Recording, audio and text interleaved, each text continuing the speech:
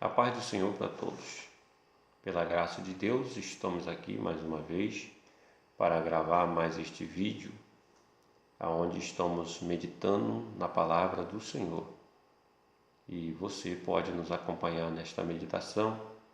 Deixe também seu comentário aí embaixo do vídeo, o que você achou.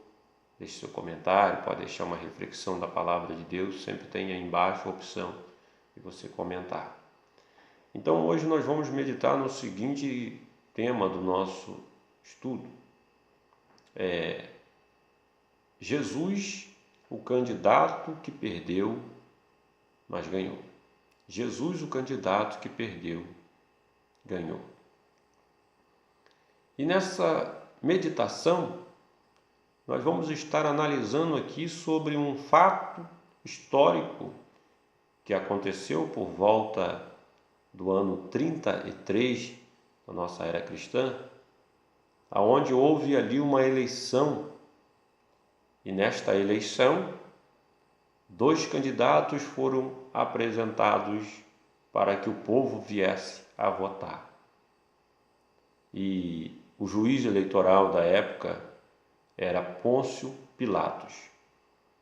Vamos ver que esses 2 candidatos, eles concorriam ao cargo de ser livre da morte, ser livre da condenação da morte, estar de volta entre o povo, que seus delitos fossem perdoados, estar de volta entre o povo e que assim não seriam mortos, ou seja, seria a opção de escolha do povo. Nessa eleição, o Pôncio Pilatos ele colocou à disposição do povo, da população, para que viesse decidir a qual desses 2 candidatos eles deveriam escolher, qual desses 2 candidatos receberiam a opção do povo, a maioria dos votos. E nós vemos que a característica do primeiro candidato, cujo nome é Barrabás, e o significado deste nome, que tem a formação de 2 palavras, Bar, com significado de filho, e Abas, que significa pai. Barrabás tem o significado de filho do pai, ou filho de um pai. A Bíblia não relata qual a filiação de Barrabás e a família de Barrabás, não conta-se sobre isso na palavra de Deus, na Bíblia, embora você possa conseguir através de alguns livros históricos. Mas o fato é que esse era um dos candidatos com este nome. E a formação deste candidato,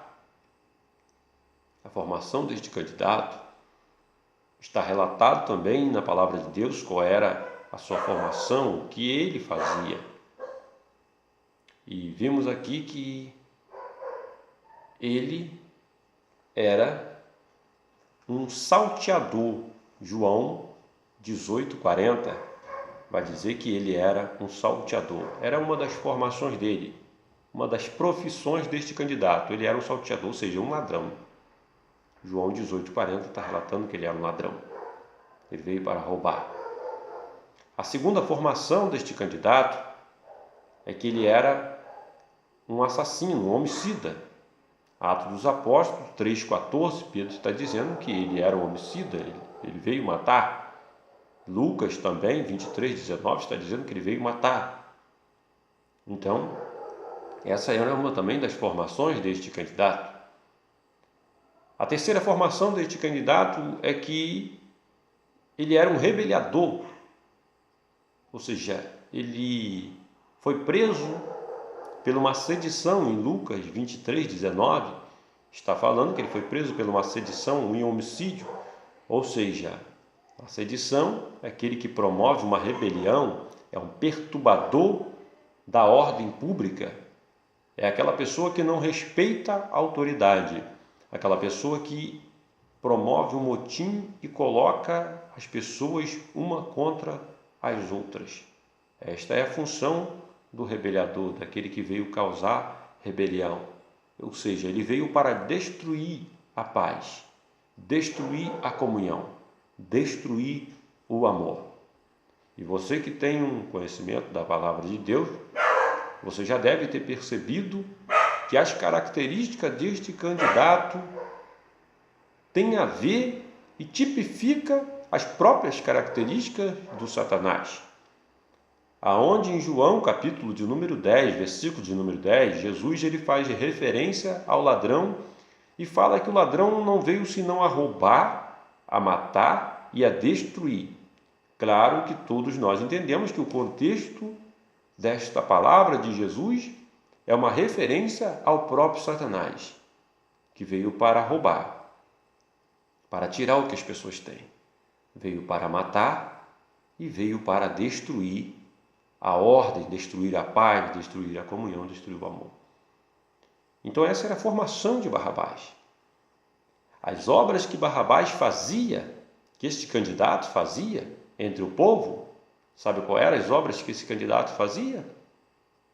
Esse candidato, ele como ladrão, ele entrava na casa das pessoas, ele roubava o que as pessoas tinham, não respeitando assim a idade de ninguém, seja criança, seja idosos, seja mulheres, também não respeitando o horário e nem o local. Esse candidato ele trabalhava dia e noite para tentar roubar, para tentar arrancar o que as pessoas tinham.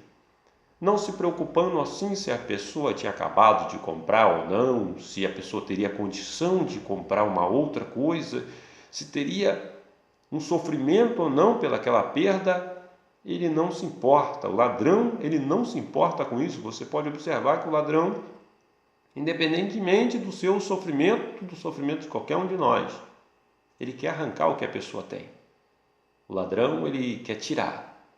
Para ele, independente do valor, porque o negócio dele é roubar e arrancar o que você, o que qualquer pessoa, qualquer um de nós temos. Então, essa era o trabalho dele. Como homicida, Barrabás também fazia muitas obras, ele matava as pessoas. Assim também o ladrão, ele não se preocupa com o sofrimento das pessoas, ele quer tirar a vida, para ele até mais vantajoso tirar a vida, que assim ninguém testifica contra ele. Então é por isso que você vê e observa que as pessoas, os ladrões, quando vêm roubarem, a maioria das vezes eles matam também as pessoas.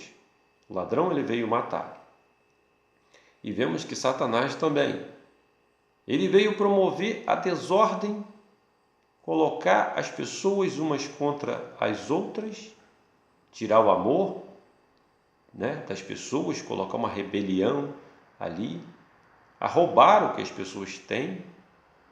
Ele veio também para tirar a vida e, se não fosse a misericórdia de Deus, ele já teria destruído qualquer um de nós, porque a vontade dele é matar. Ele não quer ver ninguém vivo. Então nós vemos que esta era a função de Barrabás também. A terceira função de Barrabás, que na qualidade de rebeliador, daquele que formava um motim e causava as sedições, um perturbador da ordem, Barrabás colocava as pessoas umas contra as outras. Barrabás tirava a paz das pessoas. Barrabás não respeitava as autoridades constituídas. Barrabás sempre queria causar uma rebelião, de modo que as pessoas estivessem junto com ele para causar uma destruição. Seja entrando pelas casas, seja matando, Barrabás destruía a paz. Ele tirava o sossego das pessoas. Assim também nós observamos que Satanás ele causou uma rebelião no céu, segundo a Bíblia, e assim conseguiu arrastar com ele a terceira parte dos anjos.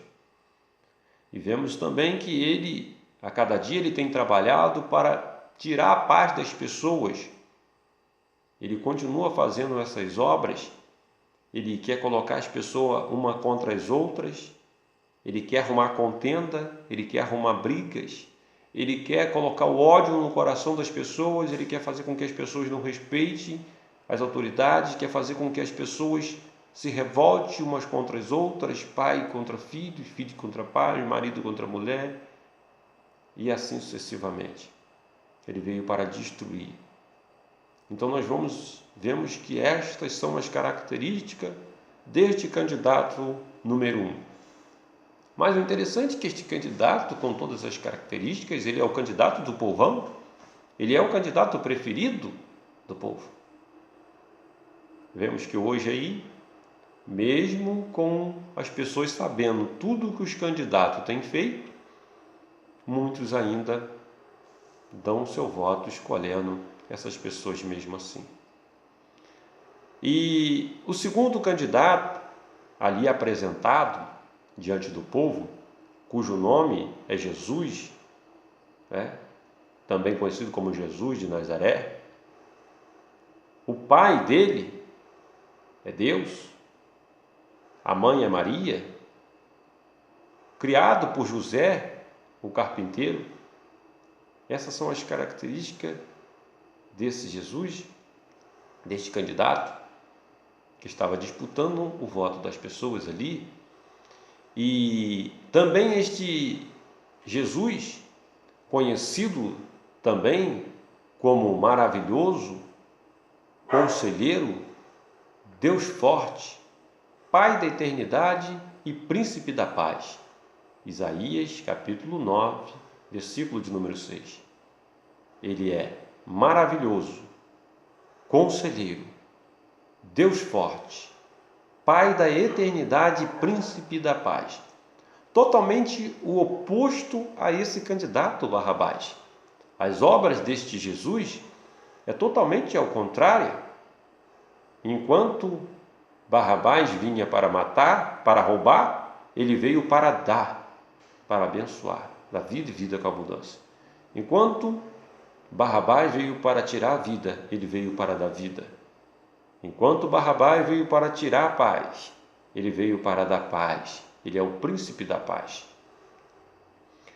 E você poderia até me dizer que com essas características seria fácil escolher um desses dois candidatos.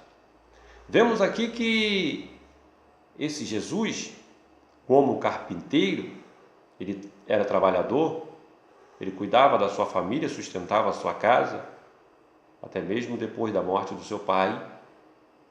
Tudo indica que Jesus ele continuou trabalhando e fazendo ali, sustentando a sua mãe, a sua família, o seu filho mais velho também, até os 30 anos de idade, porque depois dos 30 ele se dedicou somente ao ministério aqui da evangelização. Vemos que, como maravilhoso, ele operava maravilhas e opera maravilha, curava os enfermos, ressuscitava os mortos, limpava os leprosos, dava vista aos cegos, multiplicava o pão. Aqui nós vemos que ele acalmava as tempestades também, como maravilhoso. Se fosse preciso para abençoar alguém, ele andava até mesmo por cima do mar. Para ele não tinha dificuldade. Ele abria a mão até mesmo da sua própria vida, abriu a mão da sua própria vida para abençoar as outras pessoas. Ele não tinha lugar de repouso. Aqui vimos que até nos momentos em que ele se encontrava cansado e tentava descansar um pouco na viagem, num barco, as pessoas vinham e despertavam ele porque necessitavam dele. Quando ele procurava repousar em alguma casa, as pessoas vinham do lado de fora, chegaram ao ponto de entrar até mesmo no telhado da casa dele para poder conseguir colocar um paralítico perante ele. Ele não tinha sossego aqui, ou seja, não tinha na questão de poder ficar sem fazer nada. Ele próprio disse que as raposas têm covis, os filhos dos pássaros têm ninho, mas o filho do homem, os pássaros têm ninho, mas o filho do homem não tinha onde repousar a cabeça. A todo momento, esse Jesus era procurado pela população, e todas as vezes que ele era procurado pela população, ele estava sempre pronto a ajudar a população na sua necessidade, no que eles precisavam. Esse candidato sempre procurava ajudar as pessoas. Como maravilhoso. Como conselheiro, este candidato sempre tinha uma palavra amiga, uma palavra de consolo, uma palavra de conforto, uma palavra de orientação, uma palavra de direção, uma palavra de sabedoria, uma palavra de conhecimento. Como conselheiro, todo aquele que viesse a procurá-lo, ele tinha uma palavra certa, na hora certa, no momento exato, para ajudar a qualquer um que precisasse. Quem seguia os seus conselhos jamais andariam em trevas, jamais tropeçariam. Esse Jesus, quando falava, o coração das pessoas ardiam. Os discípulos no caminho de Emaús, eles testificaram que a palavra dele era uma palavra que entrava no coração e fazia o coração arder. O apóstolo Pedro também lhe disse: Senhor, para quem iremos nós? Só tu tens as palavras de vida eterna. E nós temos crido e conhecido que tu és o Cristo, o Filho de Deus. Então, ele sempre tinha e sempre tem uma palavra de aconselhamento, uma palavra de direção. Quem procura ele, quem procura as suas palavras, sempre vai encontrar uma direção correta, algo para ser feito no momento certo, uma palavra de sabedoria e de aconselhamento. Então, como conselheiro, ele sempre está pronto a aconselhar qualquer pessoa. Como Deus forte, ele opera o impossível. Ele opera milagres. Não há causa impossível para ele, tudo ele pode fazer. Ele é o Criador, dono de tudo e de todos. Ele, como Deus forte, ele cuida de cada um dos seus e está em todo lugar ao mesmo tempo. É onipresente, onipotente e onisciente.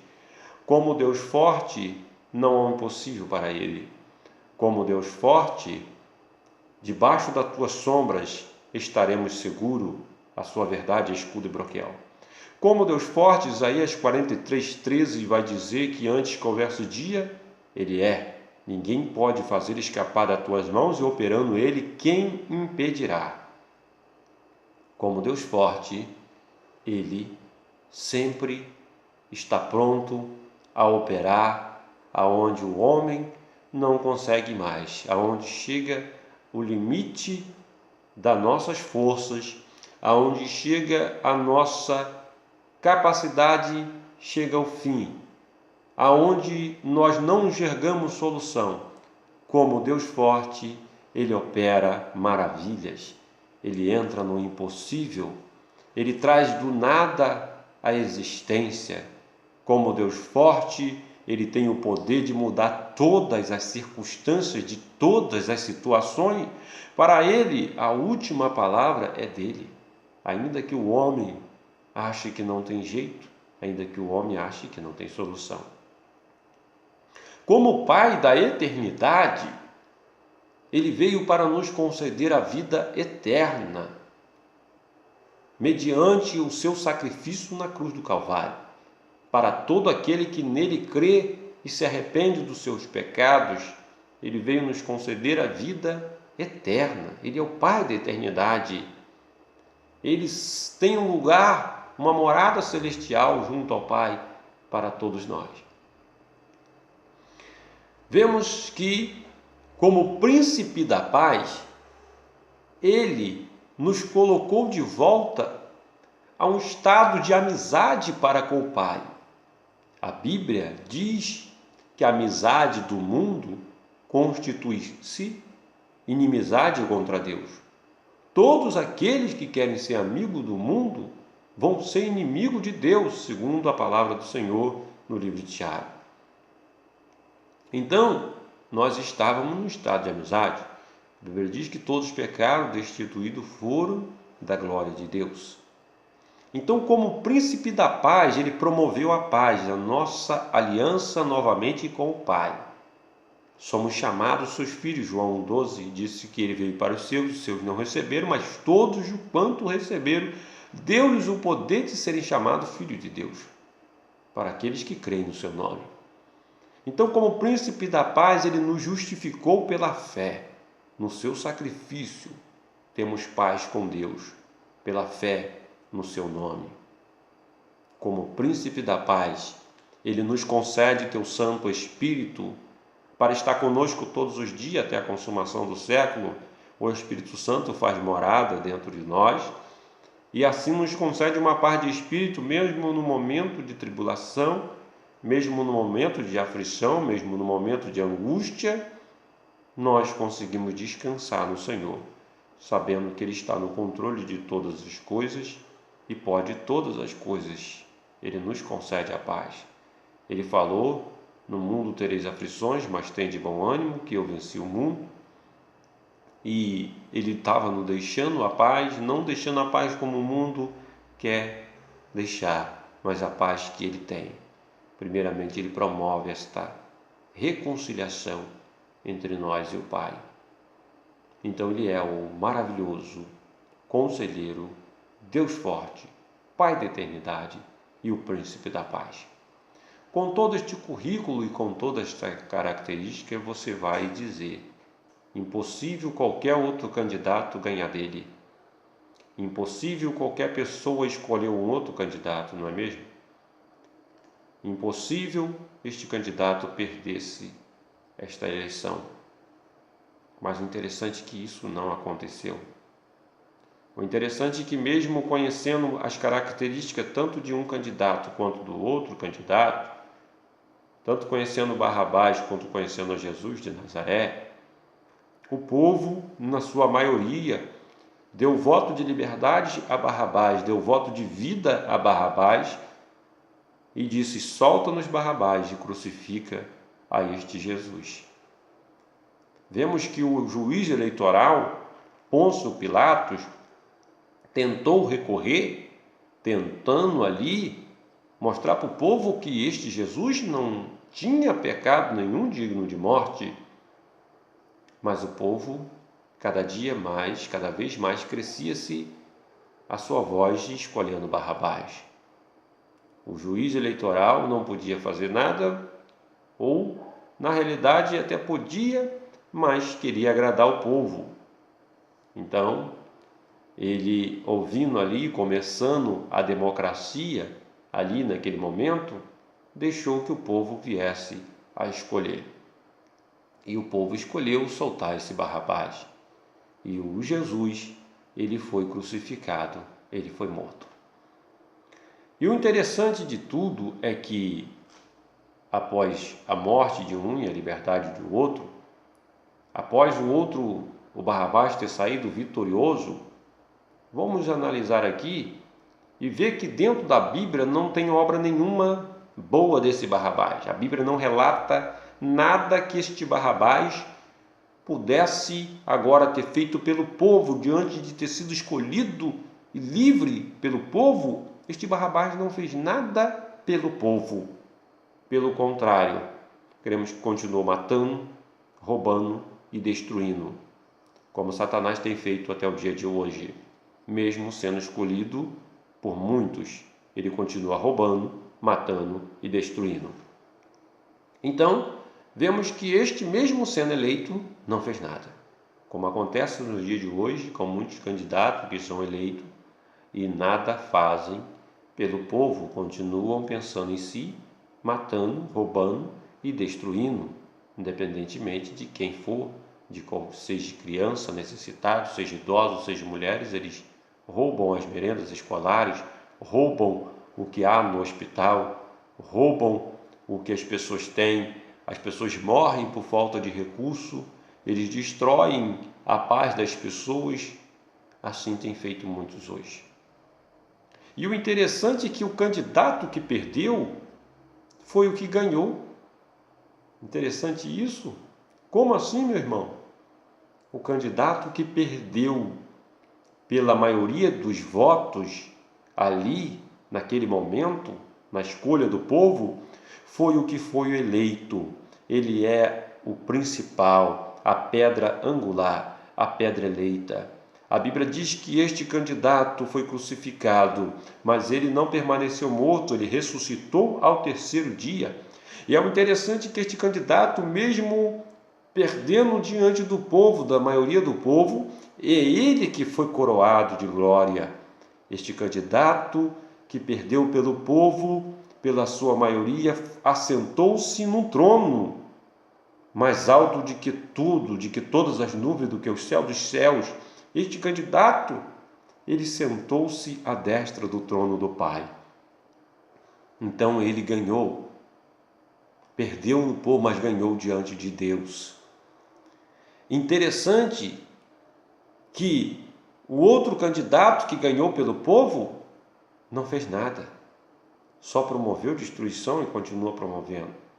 Mas o candidato que perdeu pelo povo continua trabalhando até hoje, abençoando a vida, socorrendo os necessitados, a todo aquele que busca o seu auxílio, dando uma palavra de conselho, dando uma palavra de sabedoria, operando milagre como Deus forte, como maravilhoso, operando o impossível. Ele é o Pai da eternidade, continua dando vida, vida com abundância. Ele é o príncipe da paz, continua concedendo paz. Este candidato continua trabalhando por mim e por você, porque ele nos ama. Então, vemos que este candidato, Jesus de Nazaré, ele ainda continua a concorrendo com um outro candidato, mas que na realidade não é mais Barrabás, mas sim aquele que Barrabás tipificava, que continua vivo, Satanás, que promove as mesmas obras que Barrabás: a rebelião, a destruição, a morte, o roubo. Tira a paz, ele quer fazer tudo isso. E esses dois candidatos, eles ainda continuam a disputar a intenção dos votos desta humanidade, tanto o meu quanto o seu. Para quem você daria o teu voto ou tem dado o teu voto? Você tem dado o teu voto de liberdade para que continue solto este Barrabás? Ou você tem dado o seu voto de liberdade para este Jesus? Quando você dá o seu voto de liberdade para esse Jesus, a Bíblia diz que ele vem habitar contigo. Eu que estou à porta e bato. Se alguém ouvir a minha voz e abrir a porta, entrarei em sua casa, e com ele cearei ele comigo. Capítulo 3 de Apocalipse. Então nós vemos que muitos hoje dizem assim: não, eu com certeza tenho escolhido a Jesus. Não quero Barrabás. Só que eu quero dizer para você que aquele que não confessa Jesus diante dos homens e diante de Deus e se envergonha do nome de Jesus, o próprio Jesus disse que também se envergonhará dele diante dos anjos, diante de Deus. E todas as vezes que não confessamos o nome de Jesus, ou não recebemos o nome de Jesus como o único e suficiente Salvador da nossa vida e abandonamos o nosso pecado, seguimos o caminho de Barrabás. A nossa intenção de voto é para Barrabás. Todas as vezes que não queremos fazer a vontade de Cristo Jesus, todas as vezes que queremos fazer a vontade do mundo, a nossa intenção de voto é de Barrabás. Que você possa estar meditando nesta palavra e assim entregando o teu caminho na mão do Senhor, confiando nele que ele tudo fará. Amém? Que Deus continue abençoando sua vida e mais uma vez obrigado pela atenção. Em nome de Jesus, até o próximo vídeo, se assim Deus nos permitir. Amém.